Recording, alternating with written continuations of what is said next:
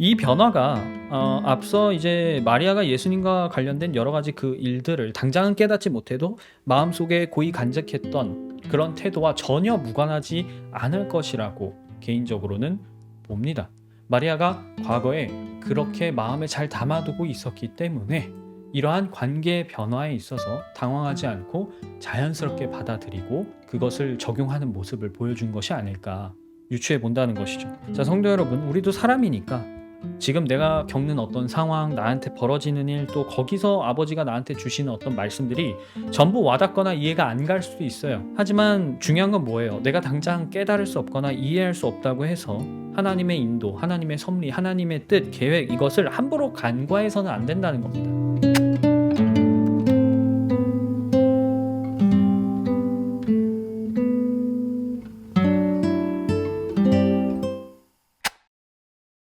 누가복음 1장 26절부터 38절까지 조금 길 수 있지만 제가 다 읽도록 하겠습니다. 그 뒤로 6달이 되었을 때에 하나님께서 천사 가브리엘을 갈릴리 지방의 나사렛 동네로 보내셔 다윗의 가문에 속한 요셉이라는 남자와 약혼한 처녀에게 가게 하셨다. 그 처녀의 이름은 마리아였다. 천사가 안으로 들어가서 마리아에게 말하였다. 기뻐하여라, 은혜를 입은 자야, 주님께서 그대와 함께 하신다.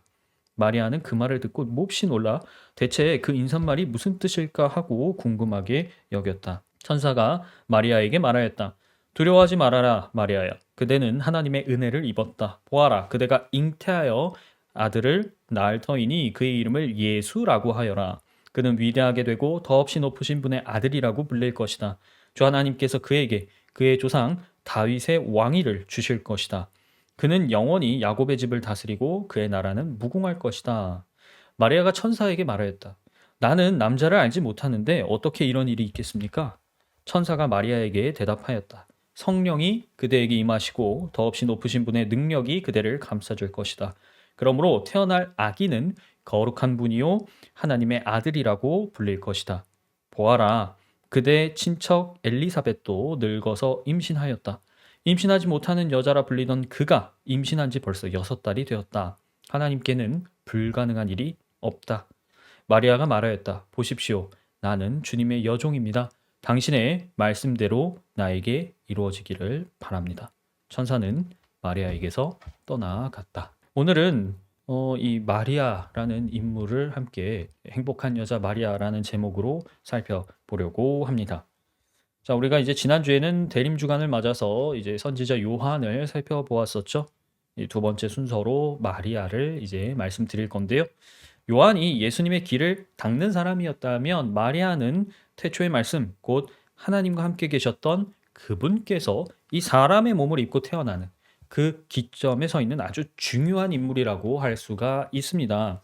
무엇보다 이 하나님의 아들이 사람의 몸을 입고 태어나는 데 있어서 이 주제의 초점이 시선이 남자가 아니라 여자에게 맞춰져 있다는 것은요. 우리가 태초에 선악과를 먹었던 하와의 모습과 굉장히 큰 대비를 이룬다고도 말씀드릴 수 있어요. 자, 창세기에서 우리가 보는 남자와 여자의 구도가 있잖아요. 그런데 예수님의 탄생에서 이 구도가 좀 바뀌어서 나타나고 있다는 것은 지금 하나님께서 이 마리아와 그리고 이 마리아에게서 태어날 예수님이라는 분을 통해서 어떤 패러다임을 바꾸실 것인가를 예고하는 것이라고도 생각해 볼 수 있을 겁니다. 지난 교회 역사를 보면 마리아라는 인물이 이제 과도히 숭배가 되었던 시절이 있기는 했죠. 하지만 우리가 그런 역사가 있다고 해서 마리아라는 인물을 그냥 지나칠 수는 당연히 없을 겁니다. 특히 이 구약에서 신약으로 넘어가는 그 시점에 마리아도 함께 걸쳐 있었던 사람이기 때문에 이 마리아의 삶 전반부와 후반부를 보면 예수님과 직접적으로 맺고 있었던 그 관계 변화가 나타나거든요. 처음에는 어머니와 아들의 관계로 시작을 했는데 그것이 마지막에는 그리스도와 성도의 관계로 바뀌어요. 이런 부분들을 우리가 주목할 필요가 있다는 겁니다. 지금 우리가 누가복음 1장에서 이 천사가 나타나서 너가 임신할 것이다. 이렇게 얘기하는 것은 우리가 흔히 이제 한자로 수태고지라고 합니다. 그러니까 예수님이 태어나실 것을 고지, 계시받았다라는 말인데 오늘은 우리가 여기서부터 예수님의 이 어린 시절 그리고 그분의 공생의 사역 기간, 예수님이 이제 침례를 받고 사역을 하신 그 시간과 십자가의 고난 이후에 교회가 탄생하는 시점까지 마리아는 과연 어떤 모습을 보여주는지 함께 살펴볼 겁니다. 자, 일단 마리아는요, 지금 천사가 이 친척이었던 엘리사벳이 먼저 임신했다는 얘기를 알려주었잖아요. 그래서 나중에 이제 엘리사벳을 찾아갑니다. 이때 엘리사벳이 예수님을 잉태한 마리아를 보고서 성령으로 크게 축복하며 외쳤어요. 주님께서 하신 말씀이 이루어질 줄 믿는 여자는 행복합니다. 라고 하거든요. 이게 45절에 나오는데. 그러면 우리도 생각해 볼 게 있다는 거예요. 그럼 마리아는 어떤 행복을 누렸느냐? 마리아의 삶을 통해서 예수님과 우리의 관계에 있어서 어떤 교훈을 얻어야 되느냐 생각을 해봐야겠죠. 그래서 이런 부분에 초점을 맞춰서 다음과 같은 질문의 답을 오늘 설교 들으시면서 생각해 보셨으면 좋겠어요. 첫 번째로는 하나님이 마리아를 선택하신 이유는 무엇일까요? 그리고 마리아의 삶에서 예수님과 마리아의 관계는 계속해서 어떻게 변했느냐? 이 부분도 볼 거고요. 그 다음에 증인으로서 마리아라는 사람은 과연 우리에게 어떤 교훈을 주느냐? 이 부분도 생각해 보셨으면 좋겠습니다. 그래서 오늘 설교가 끝났을 때 우리 모두 제가 방금 엘리사벳이 했던 주님께서 하신 말씀이 이루어질 줄 믿는 사람이 얼마나 행복한가에 대해서 모두 공감을 하실 수 있는 그런 시간이 되었으면 좋겠습니다. 자, 그래서요, 오늘 설교는 하나님의 종으로서 마리아, 그리고 어머니로서의 마리아, 마지막 성도로서의 마리아, 이 순서대로 살펴보도록 하죠. 자, 행복한 여자 마리아, 첫 번째로는요, 하나님의 종 마리아를 살펴보도록 하겠습니다. 자, 여러분, 이 당시에 천사가 마리아에게 나타났던 이 시절에 이스라엘 지방에 얼마나 많은 유대인들이 살았겠어요? 얼마나 많은 어머니의 후보들이 있었겠습니까? 자, 그런데 하나님께서는 그 많은 사람들, 특히 많은 유대의 여인들 가운데 왜 마리아라는 사람을 콕 집어서 예수님을 낳을 어머니로 선택하셨을까요? 우리는 하나님이 왜 마리아를 선택하셨는지 먼저 관찰하면서 행복한 사람이 되기 위한 전제 조건을 이해할 필요가 있습니다. 모세는요, 이 율법에 보면 훗날 이 유대인들에게 찾아올 메시아에 관해서 나와 같은 한 선지자가 올 것이다. 이렇게 예언을 했습니다. 그리고 구약의 많은 선지자들은요, 모세가 말했던 그 선지자, 그러니까 에 관해서 다양한 예언들을 하였어요. 그 말은 무슨 뜻이냐면 예수님은요, 자기보다 앞서 선포되어 있는 모든 예언을 만족하셔야 된다는 겁니다. 따라서 하나님이 선택할 여인은 기본적으로 이 예언의 조건을 만족하는 사람이어야 했겠죠. 첫 번째 조건은요, 일단 유다 지파 사람이어야 된다는 겁니다. 그런데 유다 지파 사람 전부도 아니고요. 그 중에서 다윗의 후손이라는 분명한 조건이 제시되었어요. 자, 그래서 마태복음 1장 그리고 우리가 오늘 본 누가복음의 3장을 보면 각각 마리아와 남편인 요셉의 계보가 등장합니다. 우선 마태복음 1장에 보면 이 요셉의 계보, 그러니까 남자의 계보가 소개가 되거든요. 마리아와 결혼을 약속했던 요셉은요, 다윗의 14대 손이었습니다. 그리고 누가복음 3장에서는 여자, 그러니까 마리아의 계보를 소개하는데 마리아도 보면 다윗의 직계 후손이었어요. 다만 마리아는 다윗과 밧세바 사이에서 낳은 나단의 후손이었고요. 요셉의 경우에는 먼저 낳은 솔로몬의 후손이었습니다. 마리아와 요셉에 관한 이 계보를 보면 흥미로운 점이 있습니다. 남자의 계보는 아브라함부터 시작해서 다윗과 솔로몬을 통해 내려오는 유대인의 혈통을 강조하고 있어요. 반면에 여자의 계보는 거꾸로 올라갑니다. 마리아로부터 다윗을 지나서 무려 아담까지 올라가는데요. 이것은 메시아로서 예수님의 두 가지 계보를 강조한다고 말할 수 있겠죠. 첫 번째는 유대인의 메시아로서 오신 예수님, 요셉의 모습에 나타나 있는 거고요. 그리고 모든 인류의 메시아로서 오신 예수님, 마리아의 계보에서 나타나는 그런 모습인 것입니다. 자, 그런데 예수님이 다윗의 후손이어야 한다라는 것 외에도 한 가지 조건이 더 있었어요. 그게 뭐냐면 베들레헴 출신 사람이어야 된다는 거예요. 자, 이것은요, 다윗의 후손 중에서도 정말 직계 중에 직계여야 된다는 말이 됩니다. 왜냐? 다윗의 아버지였던 이새가 베들레헴 사람이었어요. 그러니까 다윗도 베들레헴 출신인 거고요. 구약에서 이 베들레헴이라는 곳은 에브랏이라고도 불려요. 그래서 신약에서 베들레헴 에브라다가 이 에브랏의 다른 발음입니다. 미가 선지자가 메시아에 관해서 이렇게 얘기한 적이 있어요. 그러나 너 베들레헴 에브라다야, 너는 유다 시족 가운데 가장 작은 시족이지만 이스라엘을 다스릴 통치자가 내게서 내게로 나올 것이다. 그의 기원은 태초로 아득한 옛날에까지 거슬러 올라간다라고 예언을 했거든요. 여기서 이 에브라다, 구약의 에브랏, 베들레헴인데 베들레헴이라는 이 마을은요. 다윗의 선조인 룻의 남편인 보아스의 고향이기도 합니다. 그래서 이 다윗 가문에 있어서는 대대로 베들레헴이라는 곳이 이제 고향이라고 할 수가 있어요. 하지만 이 유다 지파가 땅이 꽤 넓은데 베들레헴이라는 곳은 이 유다 지파 중에서도 굉장히 작은 마을이었습니다. 우리로 치자면 촌동네죠. 시골이에요. 완전 시골 중에 시골이었어요. 이는 다윗도 마찬가지지만 메시아라는 분이 이 유다 지파 안에서 사람들이 생각했을 때는 뭐 대단해 보이지 않는 그런 가문에 속한다는 것을 이야기하고 있습니다. 자, 그러면 이런 조건을 만족시키는 어머니의 후보가 여럿 있었겠죠. 그런데 하나님은 그 중에서 마리아라는 사람을 딱 선택하셨습니다. 왜 그러셨을까? 저는 마리아가 지금 천사에게 계시를 받았을 때 마리아가 보여준 태도와 그녀가 한 고백에 바로 그 이유가 있다고 생각을 하는데요. 다시 본문 누가복음 1장 38절을 보시길 바래요. 자, 천사가 마리아에게서 성령께서 한 아이를 잉태하게 하실 것이다. 그 아이에게 다윗의 왕위가 주어지고 하나님의 아들이라 불릴 것이다. 이렇게 이야기를 했어요.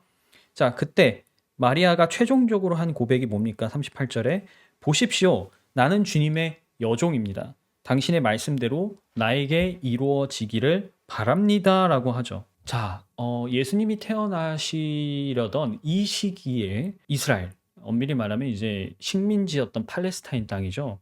이곳은요, 마치 구약에서 사무엘이 어렸을 때와 같은 그런 상태라고 볼 수가 있어요. 하나님의 직접적인 계시가 너무 드물던 때입니다. 거의 없던 때고요.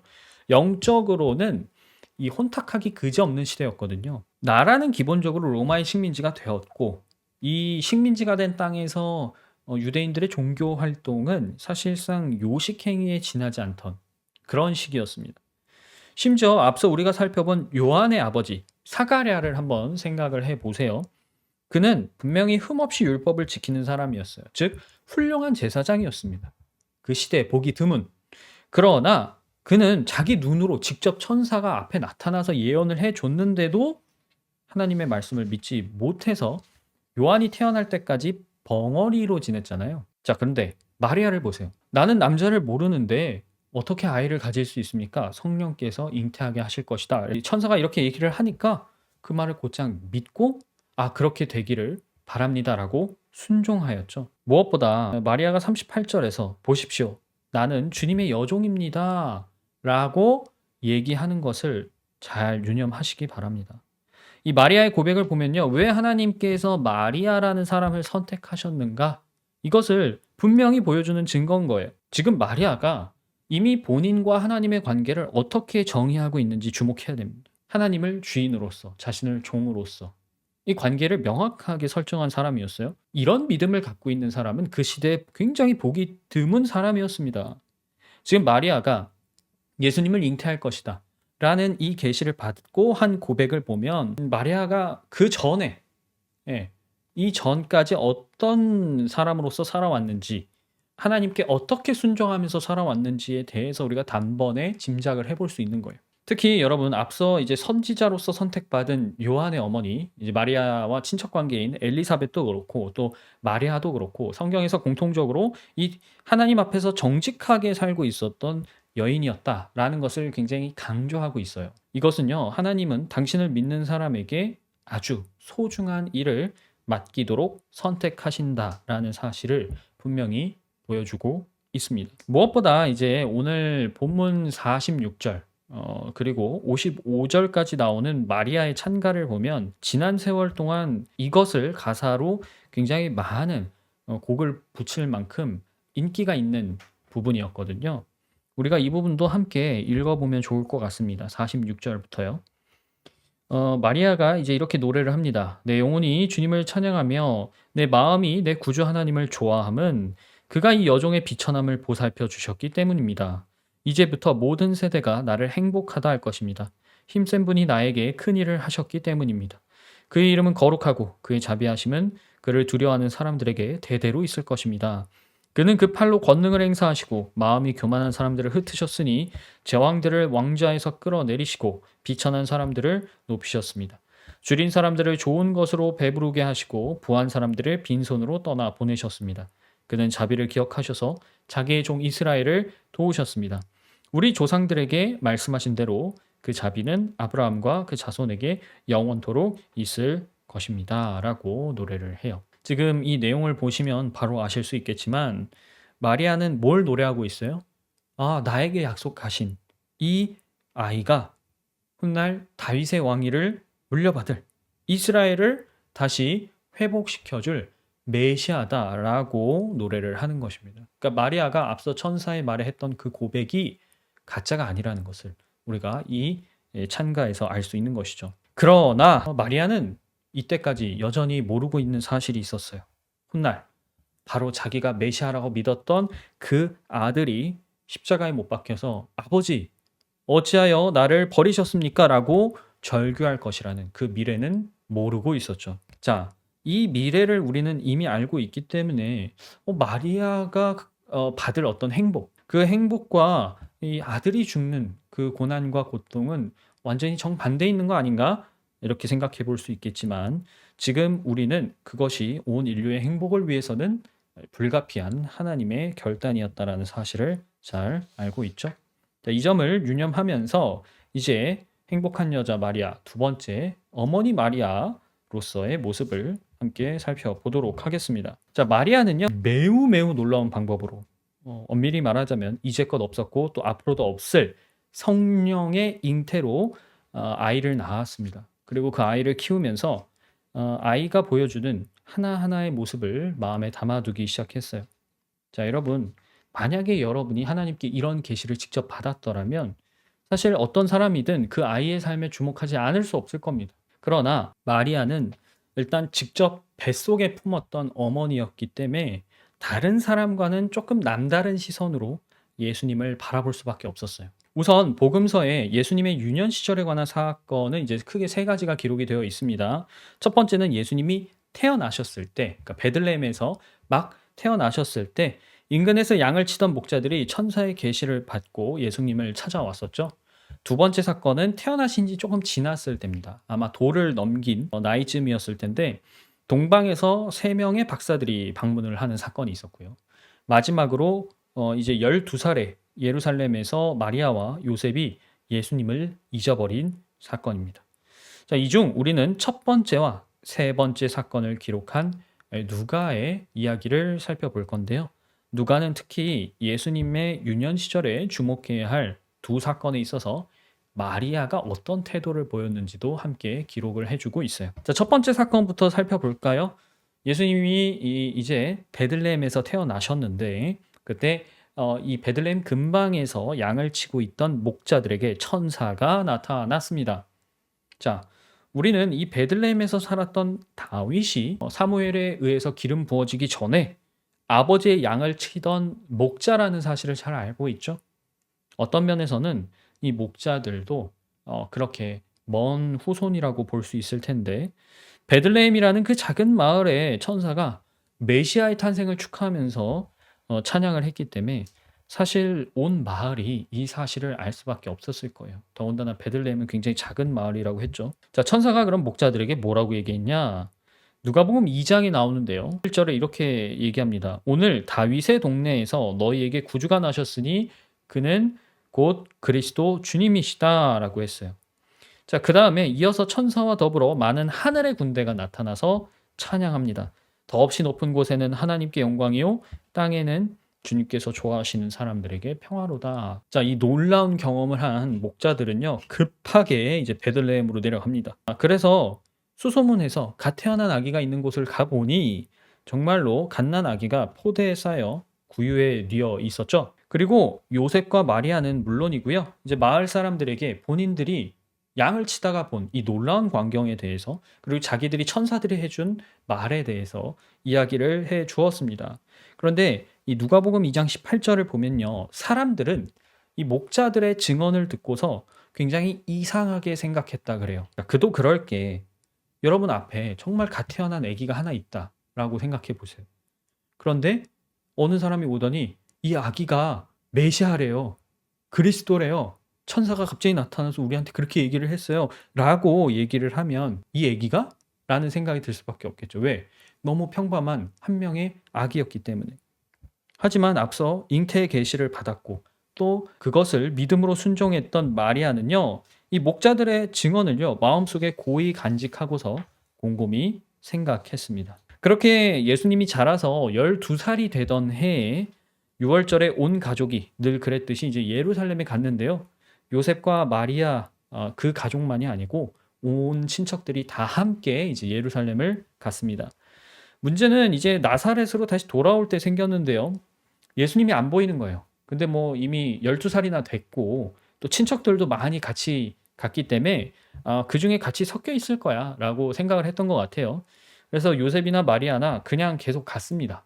그러다가 이제 하루가 지나서야 예수님이 없다는 것을 알고 부랴부랴 다시 예루살렘으로 돌아왔는데요. 이때 예수님은 랍비들과 성전에서 토론을 벌이고 계셨죠. 이때 마리아가 놀라서 다그치며 예수님에게 이렇게 얘기했습니다. 얘야, 무슨 일이냐? 내 아버지와 내가 너를 찾느라고 얼마나 애를 태웠는지 모른다. 그런데 예수님이 이상하게 대답을 하셨죠. 어찌하여 나를 찾으셨습니까?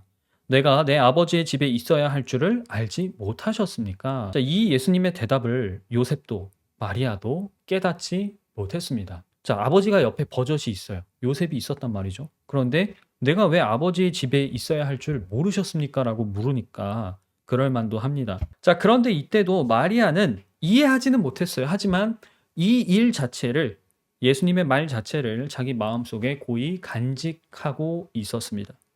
당장은 이게 무슨 뜻인지 잘 모르겠지만 이것은 내가 그냥 간과할 수 없는 일이구나라는 것, 그런 영적인 직감이 마리아에게 작용한 것이 아닐까 싶어요. 우리가 이렇게 예수님의 성장 과정에서 확인할 수 있는 건 뭐냐면 마리아는 자기를 하나님의 종으로 자처했잖아요. 그게 마리아가 갖고 있었던 믿음이었단 말이죠. 그런 믿음 아래서 예수님의 잉태, 탄생 그리고 성장 과정 전반에 걸쳐 예수님이 그리스도라는 말은 이제 기름이 부어졌다라는 뜻인데 예수님이 그리스도로서 나타나는 순간을 마리아는 놓치지 않고 계속해서 포착하고 있었다는 거예요. 이게 중요한 점입니다. 마리아가 보여주었던 이 안목이 우리 그리스도인들한테 큰 귀감이 돼요. 우리 역시 당장은 무엇인지 명쾌하게 이해하거나 설명할 수 없는 때를 마주합니다. 그러나 성령님이 하시는 아주 작은 일에 주목할 수 있어야 되고 내가 깨닫지 못한다고 해서 그냥 간과해버리지 않는 그런 습관이 필요해요. 그러니까 영적인 시야가 있어야 된다는 것인데 우리가 이런 안목이 있다면 훗날 하나님께서 헌하게 당신의 계획을 드러내 보이실 때 이것이 하나님이 하신 일이구나 라는 것을 알 수 있게 됩니다. 거꾸로 얘기하자면 그런 안목이 없으면요. 하나님께서 당신의 계획을 짜잔 하고 보여주셨는데 그게 하나님이 하신 일인지를 전혀 깨닫지 못할 겁니다. 그것이 우리 성경에서 얘기하는 영적인 까막눈이죠. 자, 성경을 통해서 보건대 훌륭하다라고 인정을 받는 모든 하나님의 사람들은 이러한 특징이 있습니다.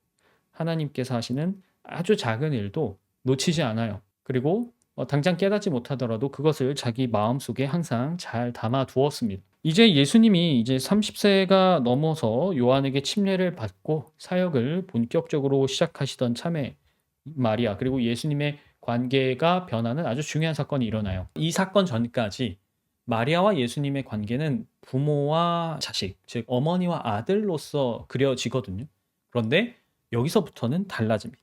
예수님이 이제 요한과 베드로, 빌립과 나다니엘을 제자로 부르셨어요. 그 다음에 갈릴리로 올라가셨는데 갈릴리에 가신 다음 며칠 뒤에 한 결혼잔치에 초대를 받으셨습니다. 그래서 마리아와 함께 그리고 제자들과 함께 이 잔치에 참여를 했는데 마리아는 포도주가 떨어지니까 뜬금없이 예수님께 포도주가 떨어졌다라고 말을 했어요. 사실 여러분 이 걱정은 마리아가 해야 될 걱정이 아니에요. 잔치를 주관하는 신랑이 해야 될 걱정입니다. 마리아는 손님으로 온 거잖아요. 잔치를 준비하는 사람이 해야 될 걱정인 거죠. 마리아가 하객이니까 어쨌든 하객으로서 어머나 포도주가 떨어졌네. 이걸 어떻게 할까? 뭐 그런 마음으로 예수님께 이런 말을 했는지는 잘 모르겠습니다. 뭐 어느 의도로 했는지 분명히 나오진 않지만 무슨 의도를 가지고 예수님께 이 말을 했든 마리아가 그 다음 예수님한테 들은 대답은 마리아가 전혀 기대하지 않았던 혹은 못했던 답변이었던 거라고 저는 개인적으로 생각을 해요. 왜냐? 예수님이 뭐라고 얘기하셨냐면요. 요한복음에 나오는데 여자여 그것이 나와 당신에게 무슨 상관이 있습니까? 아직도 내 때가 오지 않았습니다라고 대답을 하셨어요. 통상적으로 기대할 수 있는 그런 대답의 스타일이 아니잖아요. 사실 여기서 예수님이 이제 여자여라고 어머니한테 말한 것이 굉장히 무례하거나 하대하는 듯 느껴지실 수도 있겠습니다만 이게 이제 그리스어로 귀나이라는 단어거든요. 근데 이 귀나이는 상대를 존중하면서 부르는 호칭입니다. 그래서 우리로 말하자면 부인 이렇게 얘기하는 것과 좀 비슷하다고 할 수 있어요. 예수님은 나중에 십자가에 매달리셨을 때도 자기 어머니를 향해서 이 똑같은 귀나이라는 단어를 씁니다. 자, 그러니까 이제 관계가 바뀌었다는 것을 예수님 스스로 드러내 보이고 계시는 거예요. 우리가 선뜻 이해하기 어려운 부분은 뭐냐면 그 다음 말이죠. 그것이 나와 당신에게 무슨 상관이 있습니까? 아직도 내 때가 오지 않았습니다. 이 문장이에요. 아까도 말씀드렸지만 사실 잔치에서 포도주가 떨어진 일은 마리아나 예수님이 신경 쓸 일은 아니긴 했습니다. 두 사람은 손님으로 온 거지 이 잔치를 주관하는 사람이 아니잖아요. 그런데 여러분 이 상황을 이렇게 생각해 보세요. 요한은 예수님을 신랑이라고 표현했잖아요. 근데 이 잔치를 주관하는 사람이 누구예요? 신랑이죠. 만약에 예수님도 본인이 신랑으로서 신부를 맞이하고 그래서 잔치를 여는 날이 온다면 당연히 이런 상황을 신경 쓰셨을 겁니다. 본인이 주관자라면 포도주가 떨어졌을 때 당연히 신경 쓰시겠죠. 그러나 아직도 내 때가 오지 않았습니다라고 하신 말을 예수님은 이 상황을 이 자신의 이 영적인 미래에 대입해서 이야기하고 계시는구나라고 해석을 해볼 수 있을 겁니다. 그런데 여기서 포도주가 떨어졌다라는 말을 보고 우리가 그 때를 또 다르게 적용해 볼 수도 있어요. 뭐냐면 이 성경에서 포도주는 피를 상징하기도 하거든요. 그러니까 포도주가 없다라는 말은 새로운 포도주가 필요하다는 얘기잖아요. 다른 말로 하자면 새 피가 필요하다. 이렇게 해석해 볼 수도 있어요. 그러니까 지금 이 상황 자체가 예수님이 십자가에서 감당할 죽음 그리고 부활을 가리킨다라고도 적용해 볼 수 있을 겁니다. 자, 그러면 마찬가지로 아직은 예수님께서 십자가에서 돌아가시고 부활하실 그 고난을 감당할 때가 아니다라는 의미로도 생각을 해볼 수가 있는 겁니다. 그래서 포도주에 초점을 맞추느냐 아니면 신랑에게 초점을 맞추느냐에 따라서 우리가 두 가지로 나눠서 생각을 해볼 수 있는 것이죠. 아까도 말씀드렸는데 저는 지금 이 예수님의 대답이 사실 어떤 면에서든 마리아가 기대했던 그런 대답은 아니었을 거라고 생각을 해요. 자, 그러나 개인적으로 예수님의 그 대답을 들었을 때 마리아는 예수님이 12살일 때 본인이 했던 걱정에 이 소년 예수가 했던 그 대답을 떠올려 보지 않았을까 생각을 좀 해봅니다. 마리아가 일꾼들에게 예수님의 대답을 듣고 뭐라고 얘기했냐면 무엇이든지 그가 시키는 대로 하세요라고 했거든요. 마리아가 보여준 그 다음 반응을 보면 어떤 면에서 이제 그녀가 예수님을 다르게 바라보고 있구나, 다르게 대하고 있구나라는 것도 우리가 짐작해 볼 수가 있습니다. 그러니까 저는 이 대목을 12살 때 아버지와 내가 너를 찾고 있었어. 너 어디 있었니? 라고 다그쳤을 때 그 걱정에 예수님이 해주신 대답과 한번 연결해서 생각해 보고 싶은 거예요. 전에는 분명히 예수님을 자기가 낳은 아들로서 대하고 있었던 마리아가 지금 이 혼인잔치에서 물을 포도주로 바꾼 사건을 보면 자기가 주인으로서 모시는 하나님의 아들로서 그 하나님의 일을 이루는 분으로서 인식하고 있는 것을 우리가 확인할 수 있지 않냐라는 거죠. 이 변화가 앞서 이제 마리아가 예수님과 관련된 여러 가지 그 일들을 당장은 깨닫지 못해도 마음속에 고이 간직했던 그런 태도와 전혀 무관하지 않을 것이라고 개인적으로는 봅니다. 마리아가 과거에 그렇게 마음에 잘 담아두고 있었기 때문에 이러한 관계 변화에 있어서 당황하지 않고 자연스럽게 받아들이고 그것을 적용하는 모습을 보여준 것이 아닐까 유추해 본다는 것이죠. 자, 성도 여러분, 우리도 사람이니까 지금 내가 겪는 어떤 상황, 나한테 벌어지는 일, 또 거기서 아버지가 나한테 주시는 어떤 말씀들이 전부 와닿거나 이해가 안 갈 수도 있어요. 그리고 항상 그럴 수도 없겠죠. 하지만 중요한 건 뭐예요? 내가 당장 깨달을 수 없거나 이해할 수 없다고 해서 하나님의 인도, 하나님의 섭리, 하나님의 뜻, 계획 이것을 함부로 간과해서는 안 된다는 겁니다. 내 눈에는 내 뜻대로 되지 않게 보이는 순간들이 있어도 나를 향한 하나님의 뜻, 계획, 섭리는 지속적으로 진행되고 있는 거예요. 그러니까 우리도 이런 경험 많이 하잖아요. 지나고 나 보니까 그때 하나님께서 이런 걸 해주시려고, 이렇게 나를 이끌어 주시려고 이걸 이런 식으로 하셨구나. 이렇게 많이 깨닫는 경험들이 있는데 마찬가지예요. 앞으로도 그럴 겁니다. 내가 지금 이해하지 못하더라도 때가 되면 알게 될 거예요. 여기서 중요한 것은 뭐예요? 마리아처럼 우리가 그것을 간과하지 않는 것, 즉 마음에 하나하나 담아두고서 끝까지 하나님을 신뢰하는 겁니다. 그러면 여러분이 알쏭달쏭하게 생각했던, 마음에 담아두었던 그 모든 일들이 이제 딱 때가 됐을 때 마치 이 포장을 벗겨낸 선물처럼 여러분에게 큰 기쁨과 위로가 되지 않을까 개인적으로 생각해 봅니다. 자, 행복한 여인 마리아, 마지막으로 그러면 성도 마리아에 대해서 한번 살펴보도록 하겠습니다. 예수님이 공식적으로 사역을 시작하신 뒤에 마리아 역시 하나님의 아들로서 또한 하나님의 종으로서 많은 일을 수행할 때마다 함께 그 곁에 있었거든요. 그러나 메시아로서 예수님을 믿고 따랐던 마리아에게도 충격을 금치 못할 사건이 벌어집니다. 사실 마리아에게는 어머니로서도 그렇고 또 내가 믿고 따르는 메시아로서도 그렇고 더 큰 충격이 아닐 수가 없는데, 그것이 뭐예요? 바로 이 아들이, 이 메시아가 십자가에서 숨을 거두는 사건이었죠. 마리아가 예수님을 잉태하고 낳고 키우고 따르면서 받았던 그분에 관한 말씀은 항상 한결같았어요. 뭐예요? 임마누엘, 우리와 함께 계시는 하나님이 바로 이 아들이고, 그 아들은 그리스도이고 메시아이고 다윗의 아들이자 하나님의 아들이라는 그 계시는 처음부터 끝까지 한 번도 변한 적이 없습니다. 자, 그런데 그분이 끝내 유대인, 곧 마리아의 이웃들이잖아요. 자기 동족이란 말이죠. 그 사람들에게 배척당하고 끝내 십자가에 매달리는 모습을 두 눈으로 보았을 때, 그 모습은요, 내가 이 아이를 잉태할 때부터 받았던 그 위대한 계시를 전부 거스르는 것처럼 보이지 않았을까 하는 그런 생각입니다. 제자들이 느꼈던 충격과 마리아가 느꼈던 충격과 분명히 다른 부분일 거예요. 제자들은 예수님을 공생이 시작한 다음 알았고 따랐던 거잖아요. 근데 마리아는 아니죠.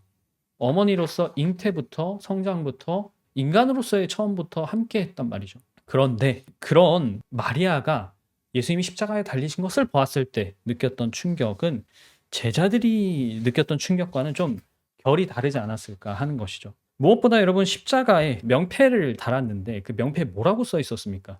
유대인의 왕 나사렛 사람 예수라고 적혀 있었어요. 그 명패에 적힌 표현 하나하나 사실 마리아와 때려야 뗄 수가 없는 글귀였죠. 그녀가 잉태하기 전에 받은 이름이 뭐였어요? 예수였습니다. 그녀가 아이를 키운 고향이 어디였어요? 나사렛이었어요. 그녀가 자기에게 받은 계시 그대로 유대인의 왕이 될 거라고 마리아도 굳게 믿고 있었습니다. 그런데 자기가 낳았고 키웠고 믿었던 하나님의 아들이 십자가에서 죽어가는 현장을 끝까지 지켜보고 있었던 그녀의 마음과 생각이 어땠을지 한번 상상해 보시기 바랍니다. 이건요, 마치 우리 모든 사람에게 하나님이 어떤 선언을 이 아들에게 내리시는지 고개 돌리지 말고 두 눈으로 똑똑히 보라는 선언처럼 느껴져요. 요한이 예수님을 향해서 보시오, 세상 죄를 지고 가는 하나님의 어린 양입니다 라고 외쳤잖아요. 그 말이 지금 이 십자가에서 다시 한번 울려 퍼지는 겁니다. 어떻게요?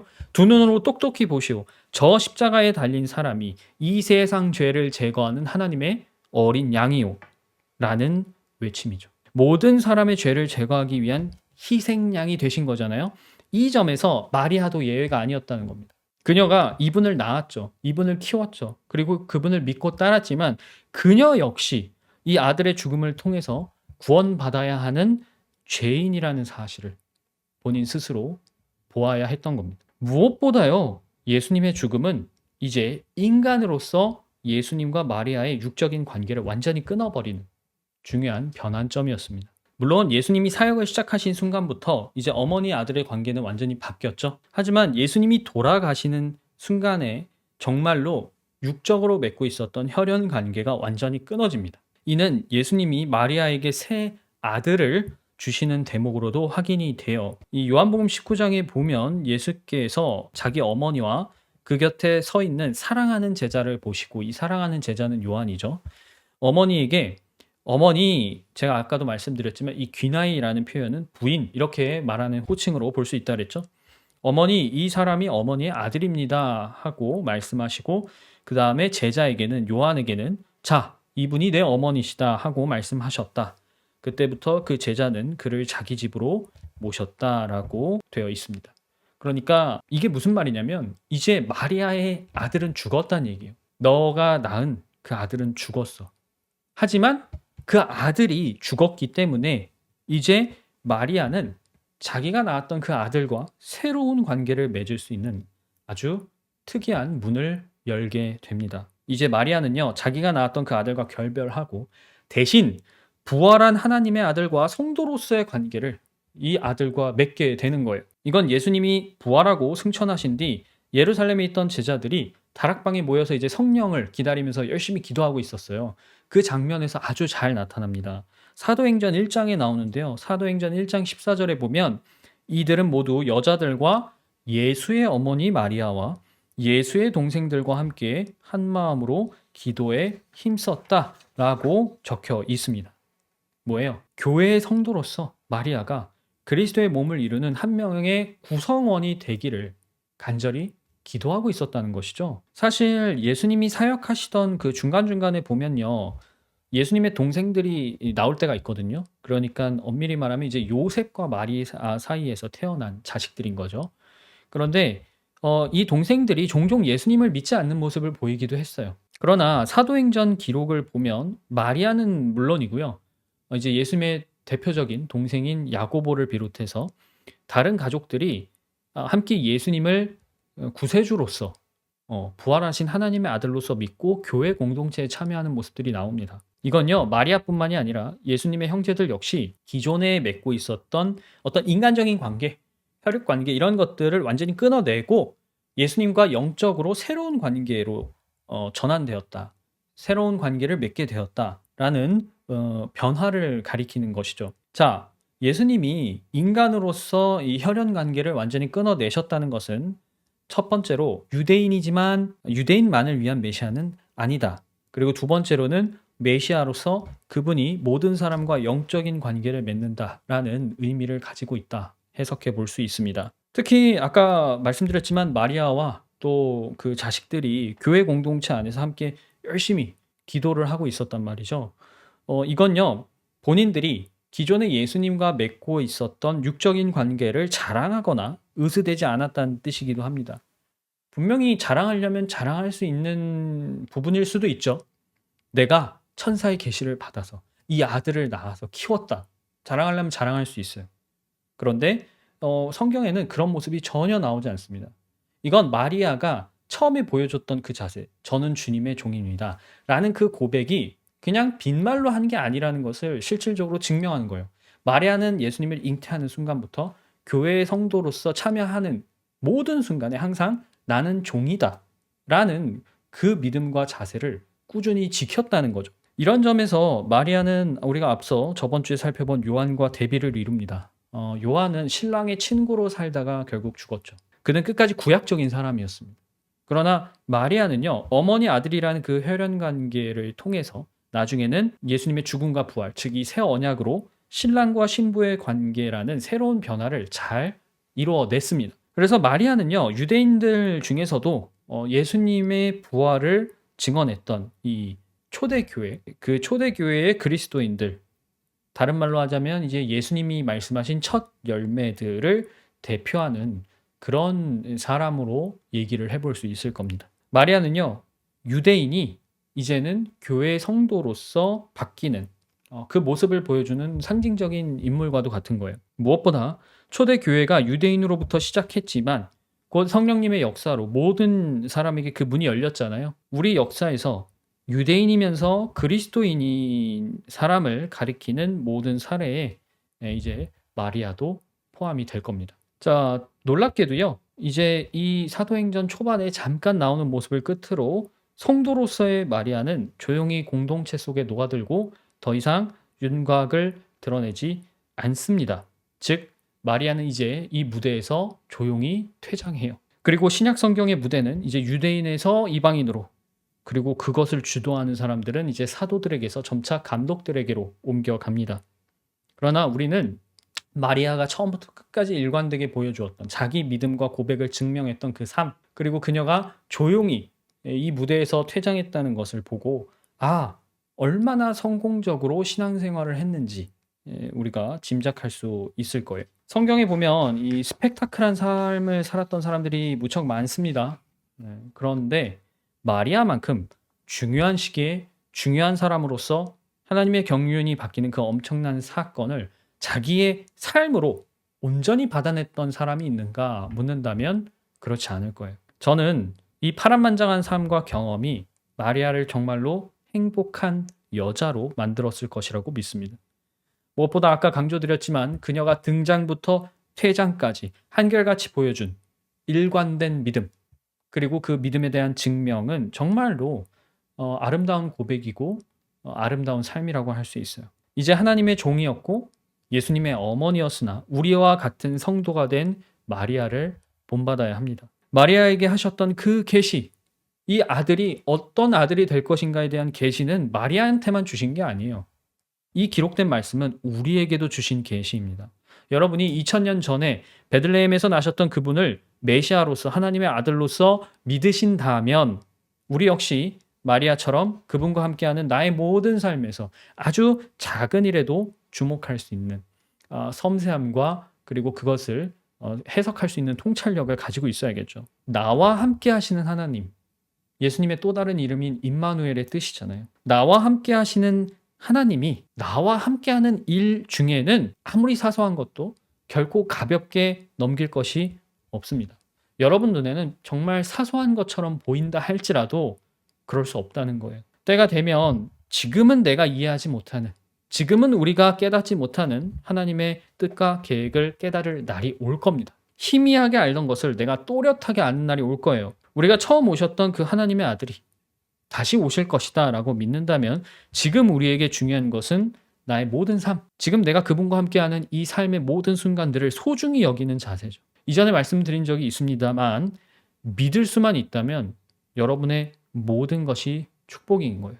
마찬가지예요. 믿을 수만 있다면 여러분은 항상 기뻐할 수 있습니다. 믿을 수만 있다면 마찬가지로 여러분 항상 행복할 수 있어요. 오늘 함께 나눈 이 교훈이 우리 공동체 안에 굳게 자리를 잡기 바라면서 엘리사벳이 마리아에게 해주었던 그 축복, 주님께서 하신 말씀이 이루어질 줄 믿는 여자는 행복합니다 라는 이 찬사가 그리스도의 신부인 우리 모두의 공통된 고백이자 간증으로서 입증되기를 다시 한번 기도하겠습니다. 오늘은 제가 방금 말씀드린 이 엘리사벳의 축복을 함께 읽고 마치려고 하는데요. 자, 함께 읽어보도록 하겠습니다. 주님께서 하신 말씀이 이루어질 줄 믿은 여자, 어떤 여자죠? 우리 신부 교회죠. 행복합니다. 이 말씀을 여러분의 마음속에 깊이 담아 두시기를 바랍니다.